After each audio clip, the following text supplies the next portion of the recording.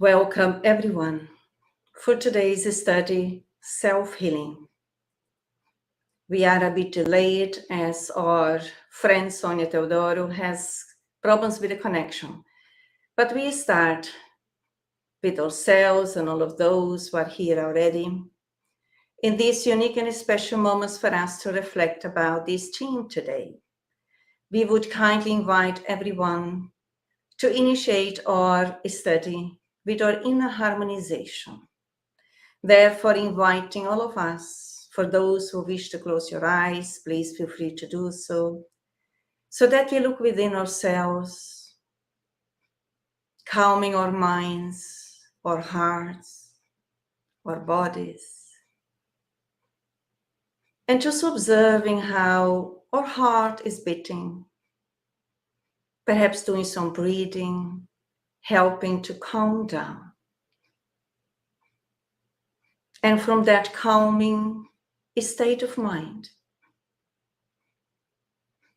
understanding that we are all immortal beings, beings essentially of goodness, of light and love, created by God with love in order to learn to love ourselves, learn to love others, learn to love God. And as we have been granted with this unique possibility to reflect about the theme self-healing, we start by expressing our gratitude towards the creator of everything and everyone, God. Our gratitude towards Jesus, the guide of humanity, the psychotherapist of all, the light on earth. And as we also give thanks for all of those expressing our gratitude for the spiritual benefactors who are with us, always present, helping ourselves and all of those in the spirit who are also in this virtual, spiritual environment where we find ourselves for this study today. So with our hearts full of gratitude, we give thanks and we start reflecting about self-healing. So in that way, we have the presence now with Sônia, who is with us here as we just finished our initial prayer. We started already. And for those who don't know Sônia, we will do a briefly introduction. Sônia has been with us previously already. Perhaps some of you may realize that. She also participated in the past in the Journal of Psychological Studies. Sônia Theodoro da Silva is from São Paulo. She collaborates with the Spiritist Center Nosso Lar, Casas André Luiz, and the Spiritist Federation of São Paulo in Brazil. She is the founder of the Centro de Estudos Filosóficos Espíritas. Sônia has a bachelor's degree in communication, postgraduate in business administration, bachelor's degrees in philosophy, graduated in English from the University of Cambridge in the United Kingdom. So in that way, Sônia, the Spiritist Psychological Society welcomes you once more. And in that way, we pass it on to you for you to bring and help us to facilitate the theme today, self-healing. So I hand it over to you.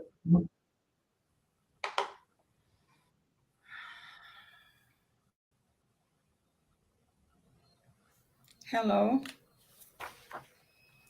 Hello, everyone. It's a pleasure for me to be here today with all of you. And first of all, I would like to thank to the Spiritist Psychological Society and Evanise Virtus for the invitation, and it's a pleasure for me. I thank you both. Okay, let's start. We have a little bit problem with the techniques of internet, but now finally I solved the problem and I am here. So let's start with the commentaries and some words about self-healing. we're going to start talking about the Spiritist philosophy. The Spiritist philosophy covers all sectors of our lives, whether in spiritual dimensions, but mainly in the body dimension. In Spiritism, we can find all the answers to our existential questions. Spiritism emphasizes a balanced living in the patterns of exercising health and constant well-being, both mental, emotional, and spiritual. In the Spirit's book, the superior spirits mention the difficult situations that the spirit faces when not finding a physical body in the condition necessary for its manifestation.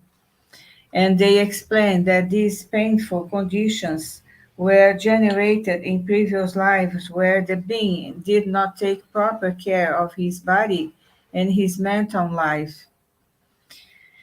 Addictions of all sorts, bad habits, bad thoughts, tensions, emotions such as anger, hatred, resentment, habits such as malevolence, envy, jealousy, all of them are unbalanced instruments of the subtle gears of the spirit and consequently of the body. In the Gospel according to Spiritism, the care of the physical body that we receive as a gift from God, in the reincarnations necessary for our evolution, the guiding spirits warn about the care due to matter fragile by itself and submitted to the will of the Spirit. In chapter 17, Be Perfect, the Spirit Georges discusses caring for the body and the spirit. Let's see what he says in the work quoted.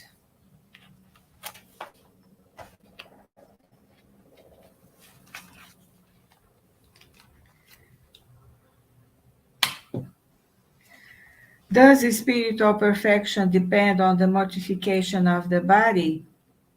In order to resolve this question, I will base myself on elementary principles and begin by demonstrating the need to take care of the body, which according to the alternatives of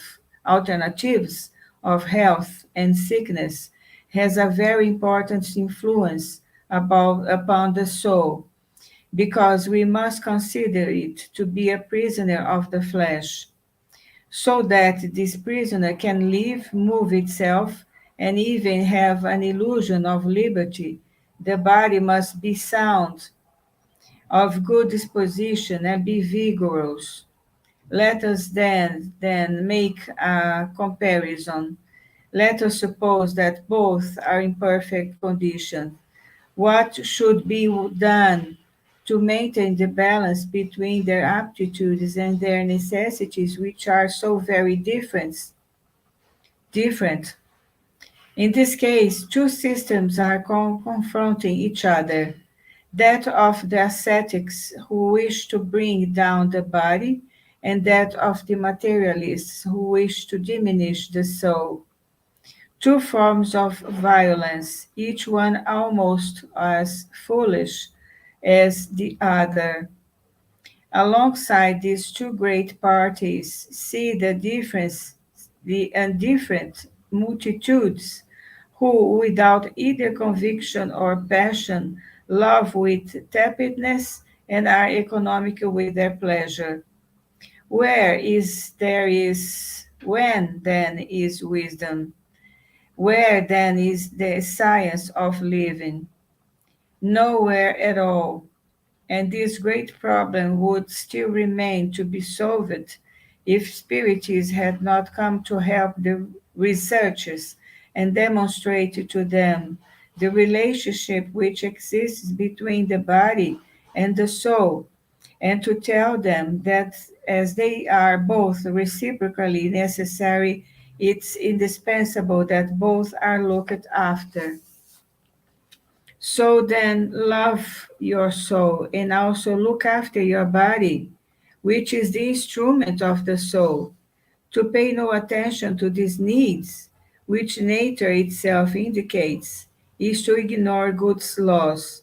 Do not castigate your body due to failing which your free will can induce you to commit, and for which it's just as responsible as is the badly driven horse for the accidents it causes.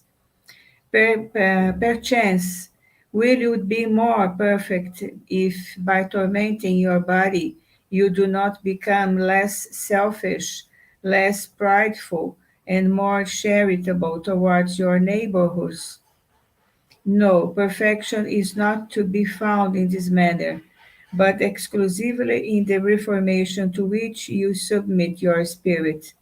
Discipline it, subjugate it, and mortify it. This is the way to make it more docile to God's will, then, and is the one and only way which leads to perfection. So, the real crisis in our world is not social, political, or economic one. These are the result of a crisis of conscience and an inability to direct experience our true nature, and an inability to recognize this nature in all and all things. We need to learn to reflect, to think about the life with the eyes of the mortal spirit and not with the eyes of momentary interests, so maybe we can have a healthier and happier life. Everyone has heard of the techniques of self help, a movement created in the United States to alleviate the sufferings of Vietnam War veterans. One of the pioneers and creators of this movement was Louise Hay. Therefore, the movement of self-help, which does analgesia, but does not cure the evils of the soul, in fact removed its principles from philosophy, more precisely from the Stoic school. See the classic of Stoicism, Epictetus, in a book based on his writings, The Art of Living. The name of the book is The Art of Living. Epictetus is one of the famous philosoph of the Stoicism. Stoicism advocates indifference to suffering, facing human pain with courage and selflessness. Leon Denis, in turn, was a practical Stoic when he called pain so the emotional balance before the hardships of life is anchored in the understanding of existence and its values and virtues. So we have to trust, since every phase of life is a passage of experiences to be solidified in our understanding, strengthening our faith. I'm going to read you a passage of the Gospel according to Spiritism, named The Worldly Person, and it is very interesting for these reflections of today. The worldly person. A sentiment of pity should always animate the hearts of those who gather together under the eye of the Lord, imploring the assistance of the good spirits. Therefore, purify your hearts. Do not allow yourselves to be perturbed by futile and mundane thoughts. Lift up your spirit towards those you are calling, so that they, having encountered favorable dispositions, may launch a profusion of seeds which should germinate in your hearts so as to produce the fruits of charity and justice. Do not think, however, that in constantly urging you to pray and meditate, we wish you to lead the life of a mystic, or that you should maintain yourselves outside the law of the society in which you are condemned to reside. No, You must dwell with the people of your time in the manner in which they live. Sacrifice wants even frivolities of the day, but sacrifice them with a pure sentiment which can sanctify them. You are called upon to be in contact with spirits of diverse natures and opposite characters. Do not enter into conflict with anyone with whom you may find yourself. Always be happy and content with the happiness which comes from a clear conscience and the contentment of one who inherits heaven and is counting the days till then receive their inheritance. Virtue does not consist of having a severe and gloomy appearance, or in repelling the pleasures which the human condition permits. It is sufficient to refer all your acts to God, who gave you your life. It's enough that the commencement, and at the end of each task you lift up your thoughts to the greater Creator, asking Him with a heartfelt impulse for its protection in order to execute the work, or His blessing on its termination. On doing anything at all, take your thoughts up to that supreme source.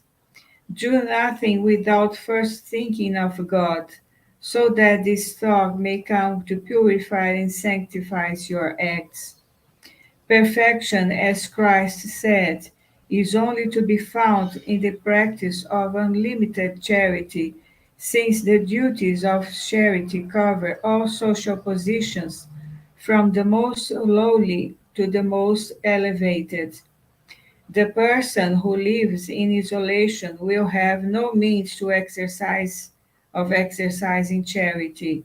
It is only by being in contact with one's fellow creatures in painful battle that we are able to find occasion to practice it.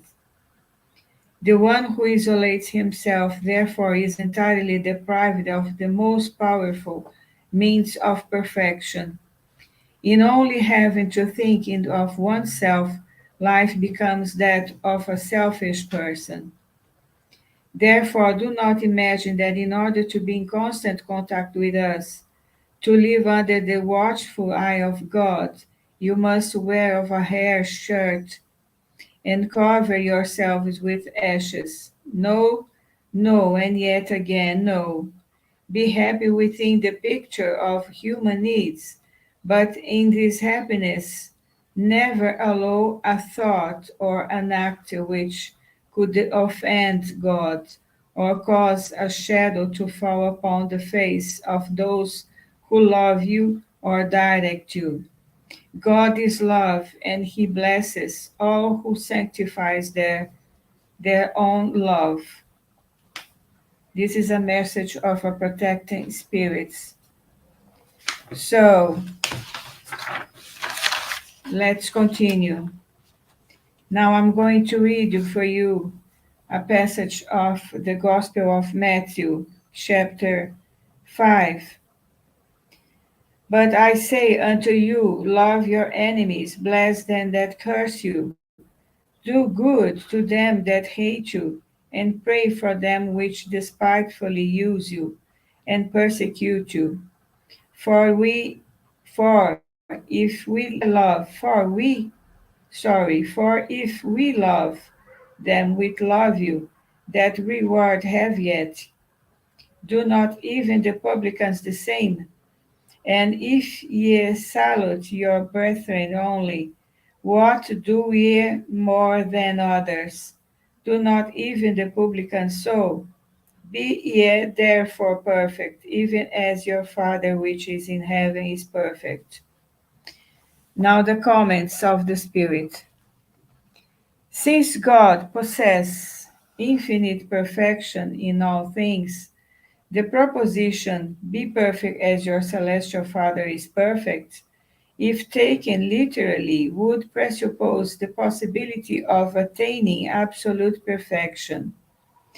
If it were given to man to be as perfect as his Creator, then he would become his equal, which is inadmissible. But the people to whom Jesus spoke did not understand this nuance, which caused him to limit himself to the presentation of a model and tell them that they must strive to reach it. Those words then must be understood in the sense of relative perfection, that which humanity is capable of achieving and which most nearly approaches the divinity. What does this perfection consist of? Jesus said, in loving one's enemies, in doing good to those who hate us, in praying for those who persecute us. In this way, he shows that the essence of perfection is charity in its most ample form, because it implies the practice of all the other virtues. In fact, by observing the results of all the vices and even of simplest defects, it can be recognized that there is not only one which does not more or less disfigure the sentiment of charity, because all of them have their beginnings in selfishness and pride, which are the negation of it. This is due to the fact that everything which overstimulates our self-esteem destroys, or at least weakens, the elements of true charity, which are benevolence, indulgence, abnegation, and devotion. Love for one's fellow creatures, when extended to love for one's enemies, cannot be allied to any defect which is against charity. Therefore, for this reason, it's always an indication of a greater or lesser moral superiority. From this, it follows that the degree of perfection is in direct relation to the extent of this love. It was for this reason that Jesus, after having given his disciples the rules of charity and all that they contain of the most sublime, said to them, be perfect as your celestial Father is perfect.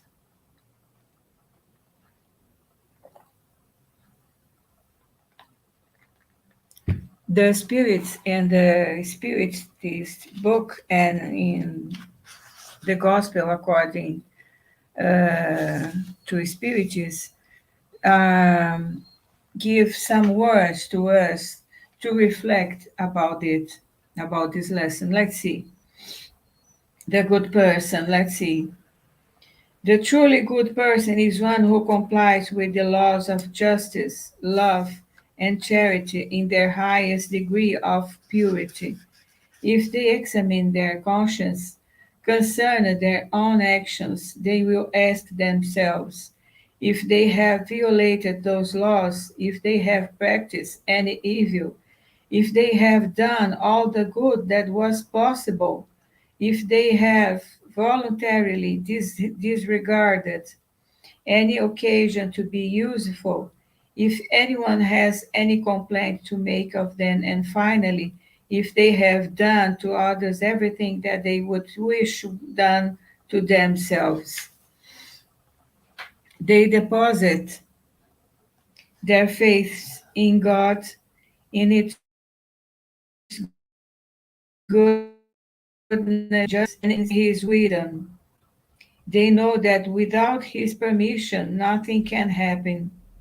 So they submit themselves in all things to his will.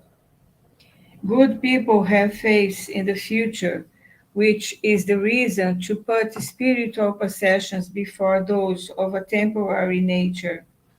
They know that all vicissitudes of life, all pain and all deceptions are trials or atonements, and accept them without murmuring. Men and women who possess the sentiments of charity and love do good for the sake of goodness, without waiting for payment of any kind. They repay evil with good, take up the defense of the weak against the strong, and always sacrifice their own interests in the name of justice.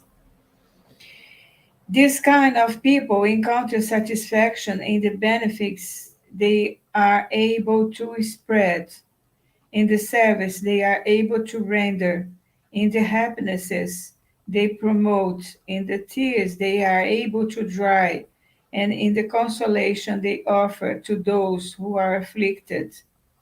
Their first impulse is always to think of others before themselves, and to look after these interests before looking after their own. On the other hand, the selfish person always calculates the benefits and losses arising from any generous action.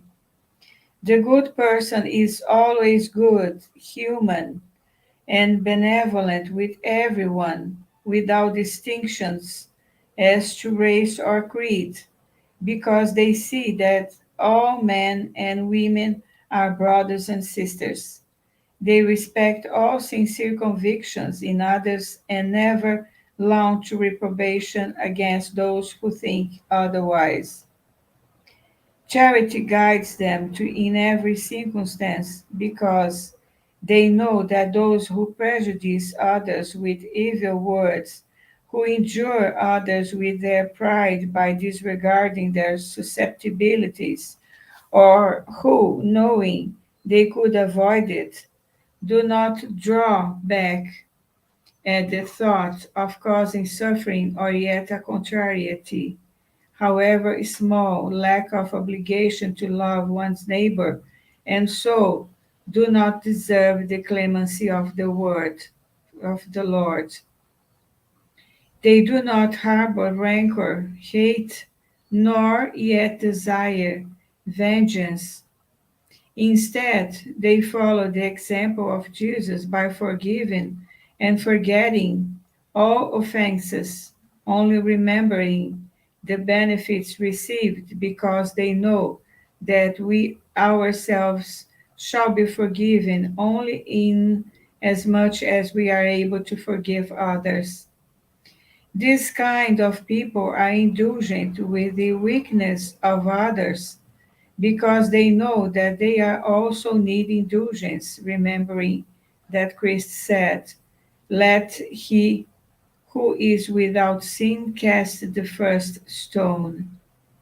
They do not take pleasure in looking to defects in others, nor in calling attention to them, and if necessity obliges them to do so, they also always try to look for the good qualities, so as to lessen the bad ones. Good people study their own imperfections and work unceasingly to combat them, using all their strength, so that tomorrow they will be able to say that they are just a little better than they were the day before. The good person never tries to emphasize the importance of their own spirit or talents at the expense of others, but on the contrary, they take every opportunity to highlight in others whatever these people may have that is useful.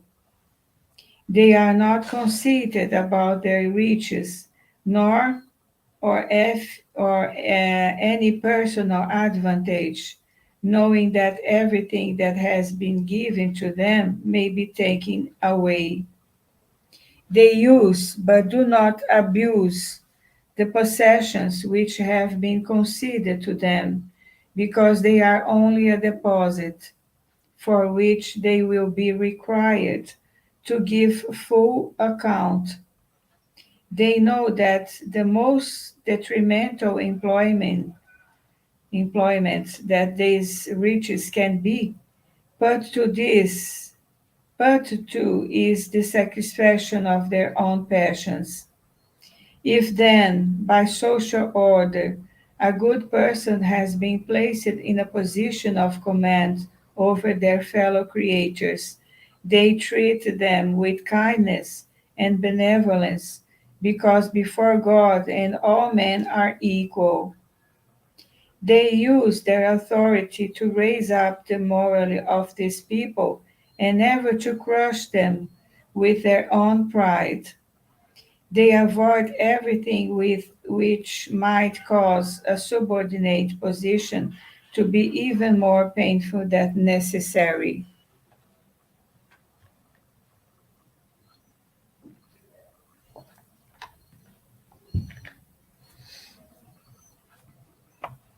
On the part of those who are subordinate, let it be understood that the duties which go with this position must be clearly appreciated and conscientiously fulfilled. Finally, a good person is always one who respects the rights of their fellow beings, as assured by the laws of nature, in the same way that they would wish their own to be respected. These are not all the qualities which distinguish a good person, but anyone who tries hard to possess those which have been mentioned will find themselves on the road which leads to all the rest.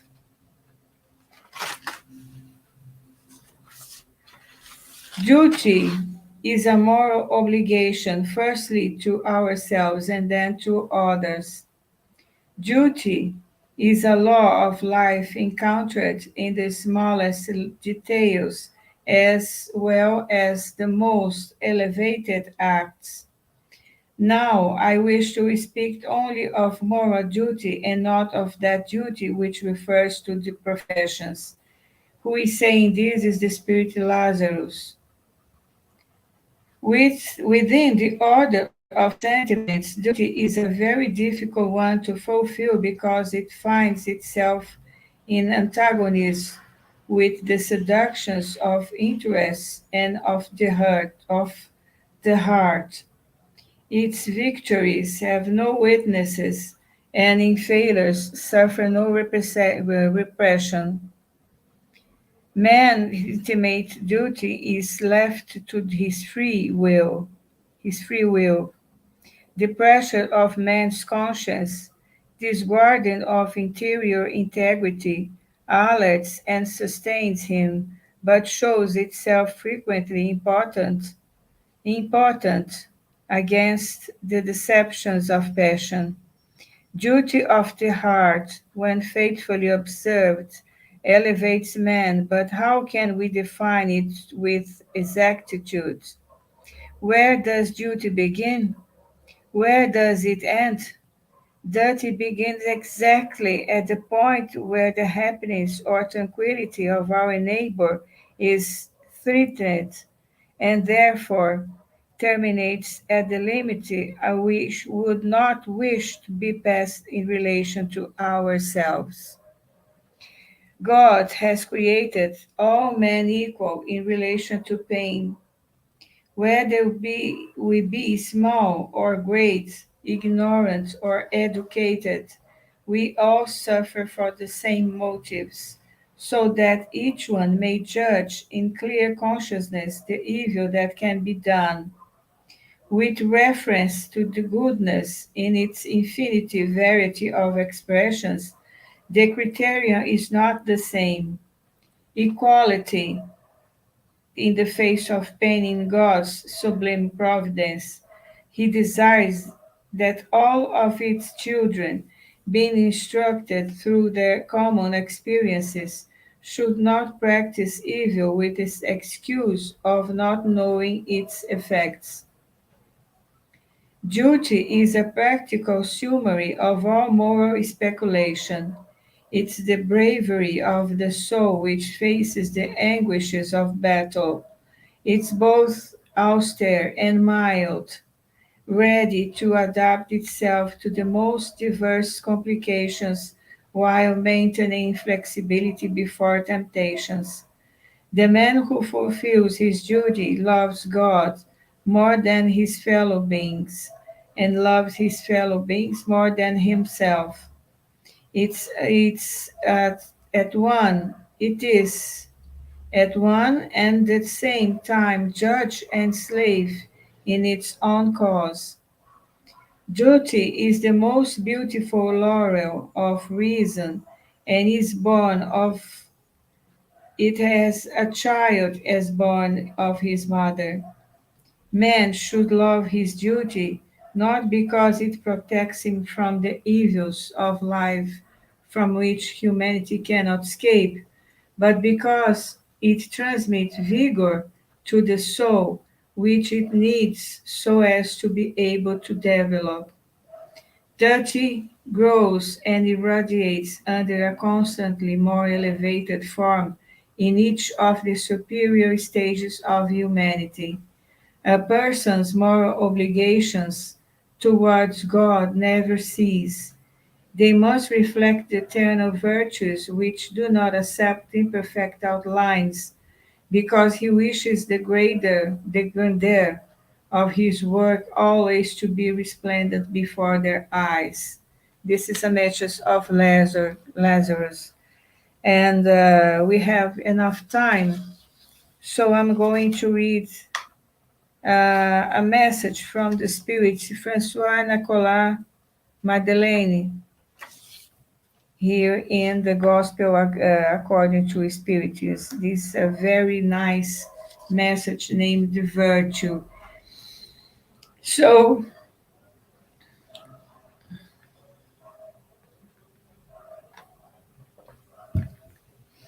virtue, as its highest level, is a combination of all those essential qualities which constitute a goodly person, namely to be good, charitable, hard-working, sober, and modest. Unfortunately, these virtues are almost always accompanied by slight moral failures, which tarnish and awaken them. The person who calls attention to their virtues is not virtuous, because they lack the principal quality, which is modesty, but they possess the vice and in greatest opposition to modesty, which is pride. Virtue that is really deserving of his name does not like to exhibit itself. We must pay attention in order to be aware of its presence. It hides itself in the shadows and runs away from public admiration. Saint Vincent of Paul was virtuous. The dignified curate of Ars was virtuous, as are a great many others who are like little known in this world, but are none to God. All of these good people were ignorant of the fact that they were virtuous. They allowed themselves to be carried along with by their saintly inspirations, practicing good with absolute disinterestedness and complete forgetfulness of self. It is to this virtue, well understood and practiced, that I call you my children. It is to these really children, it's really, sorry, it is to this really Christian and truly spiritual virtue that I invite you to commit yourselves. But remove from your heart the sentiments of pride, vanity, and self love, which always tarnish the most beautiful of these qualities. Do not imitate those people who offer themselves as models who blow their own trumpets about their own qualities, for all who are tolerant enough to listen. This ostentatious virtue almost always hides a mass of little wickednesses and hateful weaknesses. In principle, the man or woman who exacts himself, who exalts themselves, who erect statues to their own virtues, by this very fact annul all the merits they might effectively have had. Furthermore, what can be said of those whose only value is in appearing to be what they are not? You must clearly understand that whoever does good has a feeling of intimate satisfaction in the bottom of their heart. But from the moment that satisfaction is exteriorized for the purpose of provoking praise, it degenerates into self love. All of you whom the Spirit's face has reanimated with its rays, who know just how far away from perfection man finds himself, you will never deliver yourselves over to this failing. Virtue is a blessing which I desire for all sincere spiritists,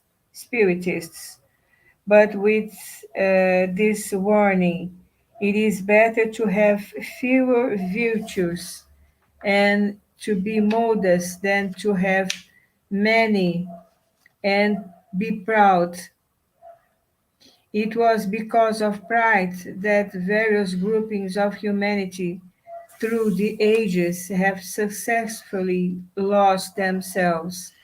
It will be through humanity that they will one day redeem themselves. Francois Nicolas Madeleine named is the name of the spirit who tell all these good words. There are another words that I would like to tell you about this lesson in the Gospel according to Spiritism. And I'm going to read you for you is the characteristics of perfection. Must first of all, Allan Kardec put a part of the Gospel of Matthew, and then he comments this passage. Let's see. Matthew chapter 5. But I say unto you, love your enemies, bless them that curse you, do good with do good to them that hate you, and pray for them which despitefully use you and persecute you. For if we love them which love you, that reward have ye. Do not even the publicans the same? And if ye salute your brethren only, what do ye more than others? Do not even the publicans so? Be ye therefore perfect, as your Father which is in heaven is perfect. This is a passage of Matthew. Let's see what the Spirit, no, not Spirit, as Allan Kardec says. Since God possesses infinite perfection in all things, the proposition, be perfect as your celestial Father is perfect, if taken literally, would presuppose the possibility of attaining absolute perfection. If it were given to man to be as perfect as his Creator, then he would become his equal, which is inadmissible. But the people to whom Jesus spoke did not understand this nuance, which caused him to limit himself to the presentation of a model and tell them that they must strive to reach it. Those words, then, must be understood in the sense of relative perfection, that which humanity is capable of achieving, and which most nearly approaches the divinity. What does this perfection consist of? Jesus said, in loving one's enemies, in doing good to those who hate us, in praying for those who persecute us. In this way, he shows that the essence of perfection is charity in its most ample form, because it implies the practice of all the other virtues. In fact, by observing the results of all the vices and even of simple defects, it can be recognized that there is not one which does not more or less disfigure the sentiment of charity, because of all of them have their beginning in selfishness and pride, which are the negation of it. This is due to the fact that everything which overstimulates our self-esteem destroys, or at least weakens, the elements of true charity, which are benevolence, indulgence, abnegation, and devotion. Love for one's below, love for one's fellow creatures, when extended to love for one's enemies, cannot be allied to any defect which is against charity. Therefore, for this reason, it's always an indication of a greater or lesser moral superiority. From this, it follows that the degree of perfection is in direct relation to the extent of this love. It was for this reason that Jesus, after having given his disciples the rules of charity and all that they contain of the most sublime, they said to them, be perfect as your celestial Father is perfect. So, I think that is all that we have for today. All these words that we heard about the means that we have to be more happier, to be more happy, and all the things that we have to do to make our efforts to care about ourselves. I think the Spiritism can help us to do all these things. So self-esteem is to do all the things that we need and that we can to be good, to be uh, persons of good health, of good meaning, of good words, of good senses, and so on. So I'd like to thank you and to thank Evanise once more for the invitation, and that is all I have to say for you. Thank you for all. Thank you very much indeed, Sonia. Our gratitude for these reflections, I would say deep reflections for us, when we are having in mind the theme self-healing, which really is a proposal that we may encounter ourselves, to look within, to address our issues, to embrace us as immortal beings, created by God with love, essentially good beings, but still we are all dealing with our own shadows, with our own imperfections, and the gospel, according to Spiritism, is a good methodology that we can familiarize ourselves and also to deep within, so that we re-educate ourselves as immortal beings, children of God, and promoting us constantly. We know there is a long journey. Self-healing is a self-determination where each one of us, ourselves and all of those in the spirit, may choose in any moment to renew ourselves, to transform ourselves, always to follow the natural laws in the universe, which are based within what the Spiritism presents as a science, as a philosophy. For the philosophical aspect of Spiritism is a science that is helping us to change our behavior, to become better beings, to become more loving, to become more fraternal, more compassionate, more solidarious, and cooperating with promoting goodness within and around us. And in that way, we are coming to the end today. Once more, thank you, Sonia, and invite all of us for our final prayer so that we together may give thanks to God, to the enlightened spirits, for this unique and special moment in our existences as brothers and sisters in humanity, giving thanks for everything that we received so far, for all the information that has been presented to us tonight, helping us to reflect who we are, where we want to go from where we are, understanding that we are all responsible for our inner healing, understanding that we all did mistake and still may do in our learning journey. Yet it's fundamental that we may embrace the proposal to heal ourselves, learning to forgive us, learning to forgive others, choosing to overcome pride and selfishness, the causes of all the psychic conflicts. Once they are not dealt, they may turn into illness on the physical body.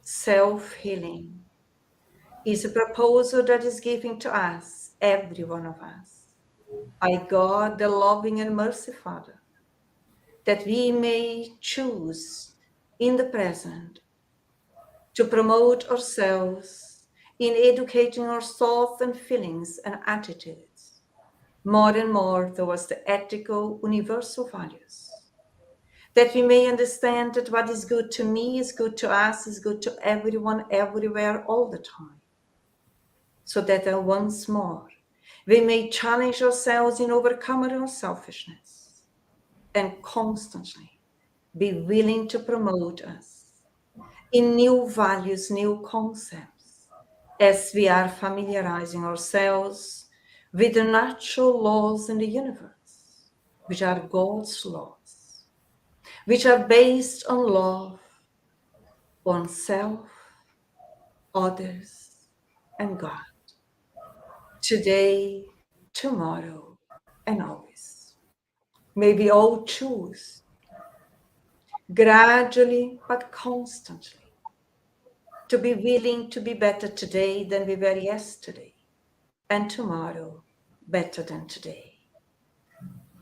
Constantly be willing to learn, to study, to self-study, and to practice humbleness, so that we may disarm ourselves.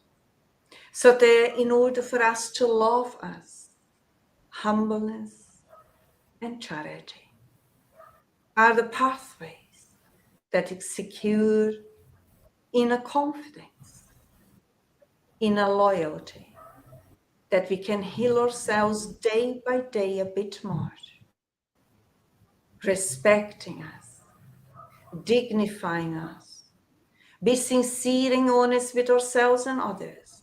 Doesn't matter what goes on around us and in massification and collective systems. Let's choose to listen, to accept, and to follow Jesus Christ's steps, as he also was alone on earth, testifying the love from God, testifying the virtues within and without. And in that way we ask, dear Lord, that the blessing of your peace may fall upon every and each one of us, that your love may soothe our hearts and minds, fortifying us to carry on learning and testifying, learning and promoting us, and becoming better and better, more loving, more tolerant, more conscious. And in that way, With our hearts full of gratitude, we give thanks for this unique and special moment in our existence. So be it. And in that way, we give thanks to Sonia and also to give thanks to everyone who have been with us tonight for these special moments, and inviting all of those who are with us and want to join us later on in our Portuguese study tonight at 8 p.m. with Evangelho e Mediunidade em Minha Vida. Otherwise, we wish you well, and Sonia, once more, thank you, much peace, and hope to see you in another opportunity. Bye-bye.